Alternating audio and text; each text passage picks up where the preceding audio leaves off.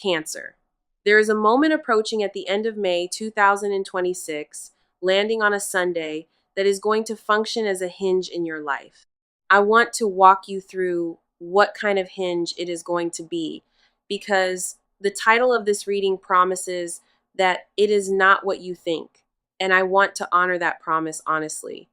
The thing you may have been imagining when you saw the title is probably something dramatic, external, immediately visible, a specific event with a clear shape, something that you can point to afterward and say, that was the change. The actual change is going to be different. It is going to be more subtle in its initial expression and more profound in its eventual implications. I want to describe both halves of that, the subtle and the profound, because the relationship between them is the actual story. Let me start with what the Sunday at end of May 2026 will look like on its surface. The day itself will not announce itself as significant.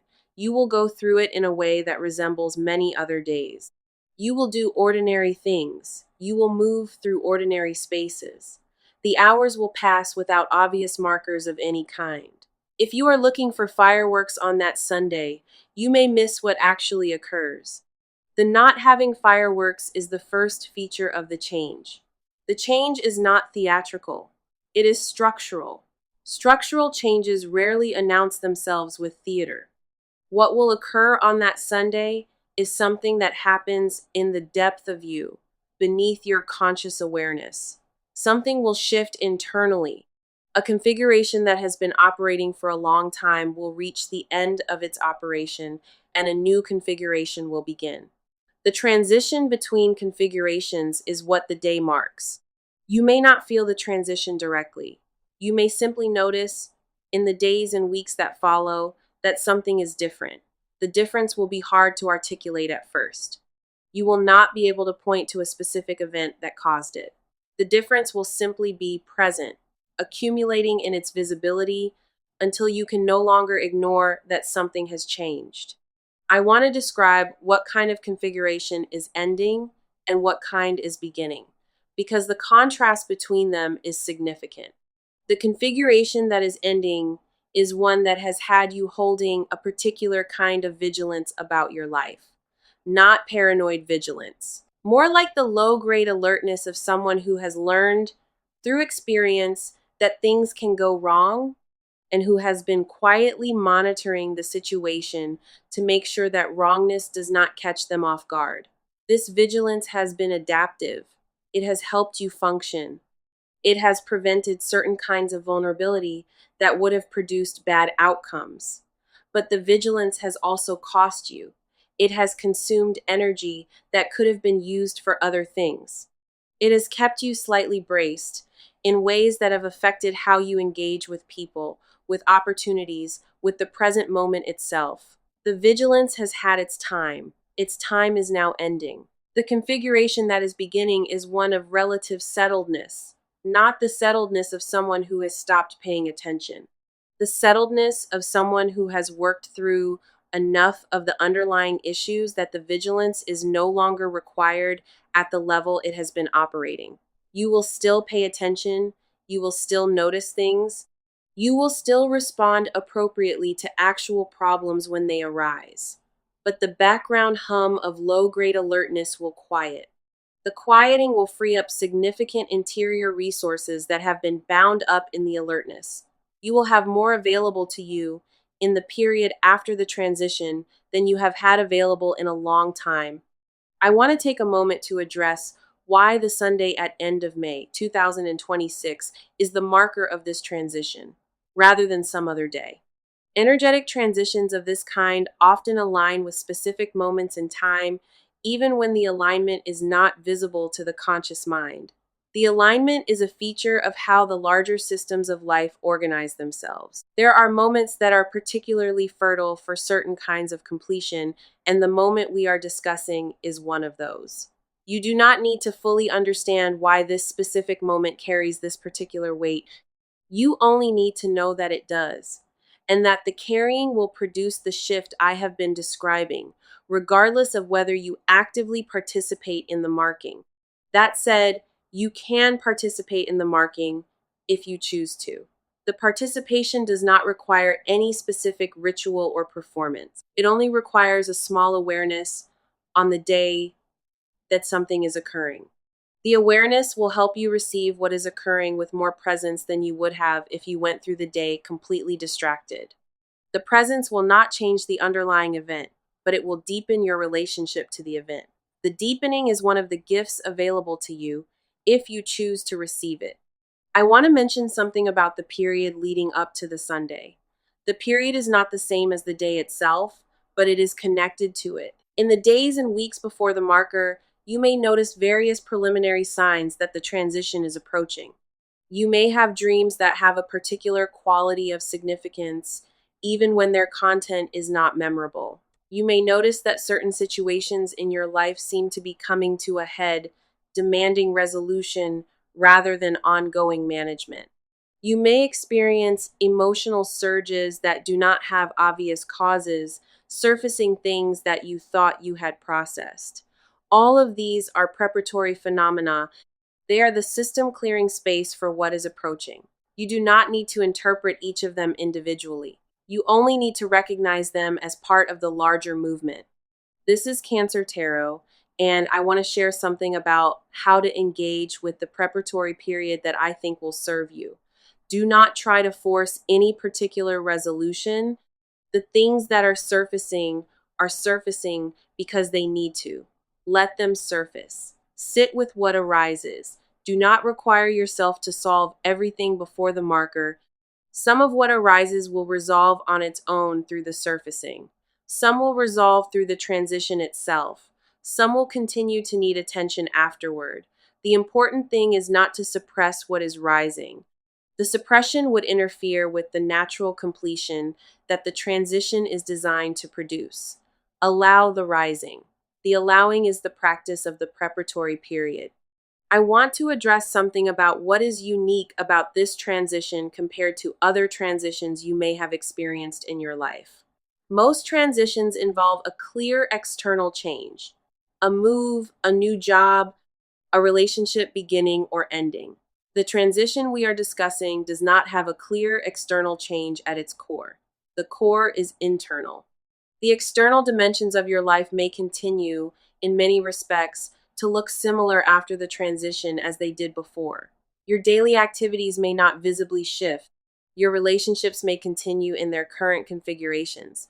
The change is happening underneath, in the structure of how you engage with your own life, rather than in the surface arrangements. This kind of transition is sometimes harder to recognize than externally marked transitions, because the visible signs are subtle. You may, for a stretch of time after the transition, wonder whether anything actually happened. The wondering is normal. The transition is real, even if it does not immediately produce dramatic external evidence. The evidence will come, but it will come slowly, in the form of accumulating differences in how you experience your life, rather than in the form of major external events. I want to mention some of the specific differences you are likely to notice as the new configuration settles in. You will notice that you have more energy at the end of ordinary days than you used to have. The vigilance was consuming energy that you may not have realized was being consumed. With the vigilance relaxed, the energy will be available for other uses. You will notice that you are more present in conversations than you have been. The bracing was producing a slight detachment that you may not have consciously registered, and the absence of bracing will produce a more direct engagement. You will notice that small pleasures land more fully than they used to. The same small pleasures will produce more enjoyment because your nervous system will be more available to receive them. These differences will be small at first.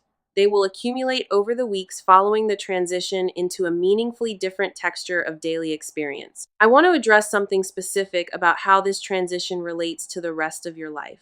The transition is not isolated. It is one element of a larger movement that has been unfolding in your life over the recent period. The larger movement involves multiple dimensions, many of which I cannot describe in full detail here. The transition we are discussing is the specific moment when the inner configuration shifts. Other moments will follow in their own time that will shift other dimensions. Each moment contributes to the cumulative transformation.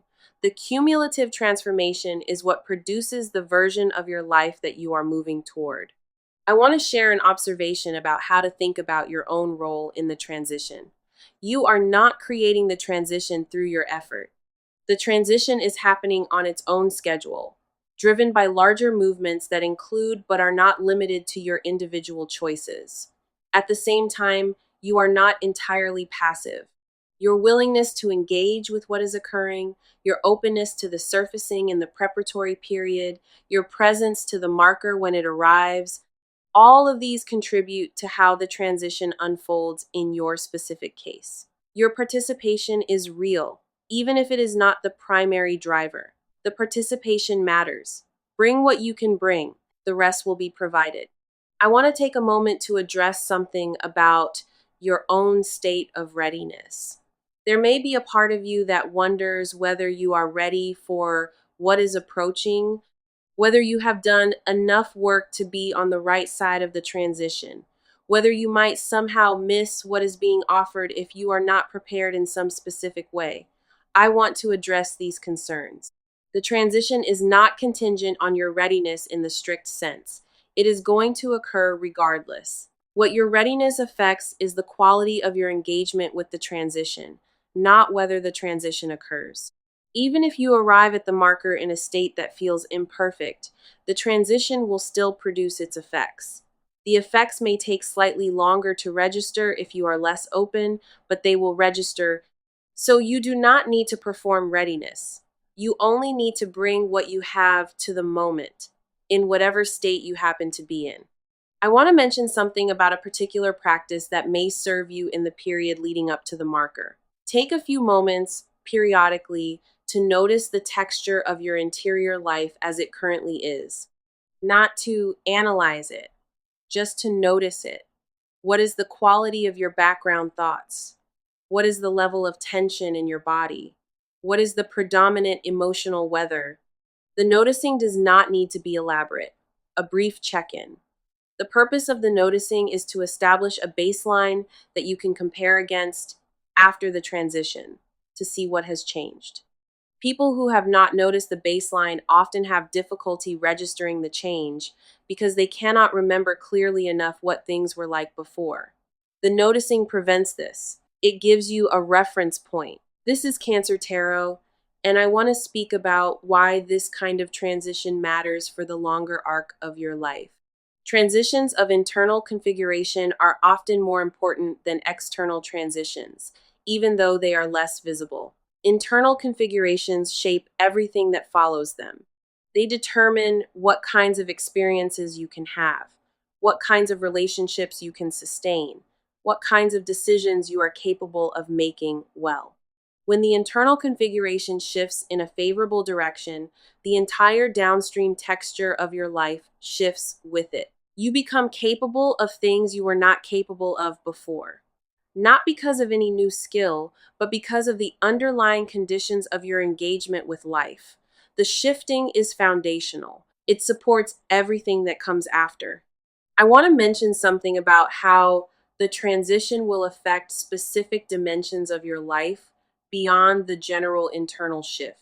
In your relationships, you will find that you have more capacity for genuine engagement with others.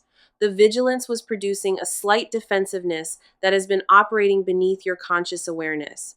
With the vigilance relaxed, the defensiveness will diminish, and your relationships will benefit from a more open quality of engagement. People in your life will notice the change, even if they cannot name what is different. They will simply find you more available, more present, easier to be with.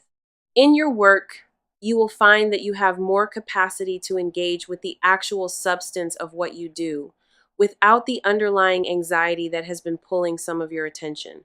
The anxiety was not always loud, but it was present, and it was diverting some of your cognitive resources. With the anxiety quieting, the resources will be redirected to the work itself, and your output will improve in subtle but real ways. The improvement will be noticed by others, although the cause will not be obvious to them. In your relationship to yourself, you will find that you are kinder. The vigilance was producing a kind of internal critic that has been monitoring you for signs of failure. With the vigilance relaxed, the critic will quiet, and your interior self talk will become more compassionate. The compassion will allow you to take small risks that the critic was preventing.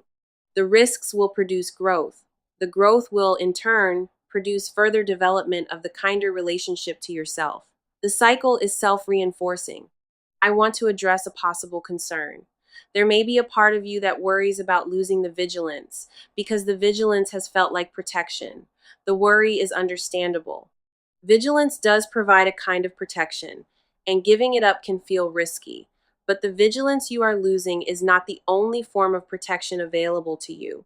The protection that will replace it is more sustainable. It comes from a settled foundation of self knowledge and self trust, rather than from constant monitoring of potential threats. The settled protection is, in fact, more reliable than the vigilance was. The vigilance was responsive only to threats that arose in real time. The settled protection is structural, available even when threats have not yet arisen. You will be more protected after the transition, not less, even though the form of protection will be different. I want to mention something about how to handle the moments after you recognize that the transition has occurred. There may be a stretch of time, perhaps a few days, perhaps longer, during which you feel slightly disoriented as the new configuration installs itself.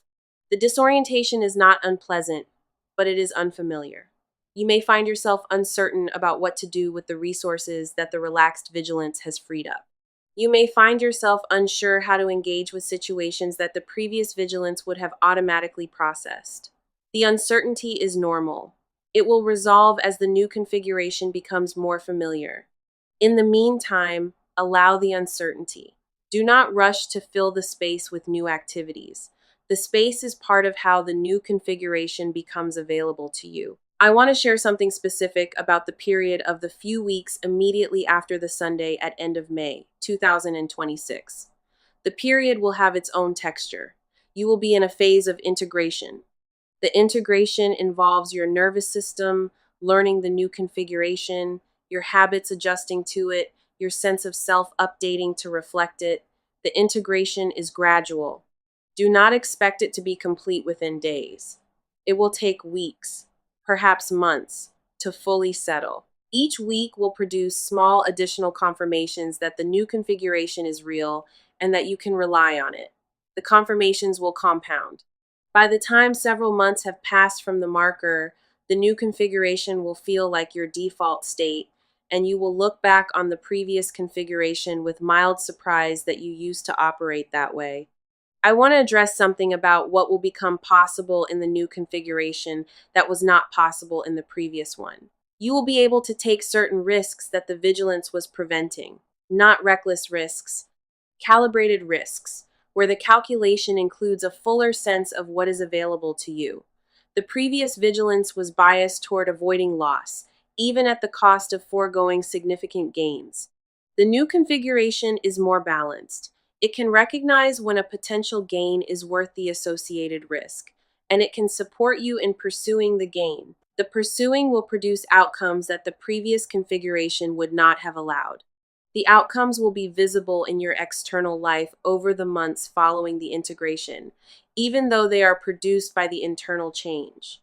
I want to mention something specific about the dimension of love and relationships, because I sense this is one of the areas where the transition will produce particularly visible effects. The vigilance has been affecting how you engage with the possibility of significant love. It has been producing a slight tendency to keep options open in case the current one does not work out, to hold back full investment as a hedge against disappointment, to monitor closely for signs that things might go wrong. These tendencies have been protective, but they have also been preventing the kind of full engagement that significant love requires. With the vigilance relaxed, the tendencies will quiet, and you will become capable of a kind of romantic investment that has not previously been available to you. The capability will affect what relationships are possible going forward. The relationships that develop in the new configuration will be of a different quality than the relationships that developed in the previous one. I want to take a moment to address what may be a worry. You may wonder whether you will lose something important in the transition, whether some part of who you are will be sacrificed in the process. I want to address this directly. You will not lose anything important. What is ending is a particular adaptive pattern that has been useful but that is no longer necessary at the intensity at which you have been deploying it. The pattern is not who you are, it is something you have been doing. The you who has been doing it will continue. What changes is what you are doing.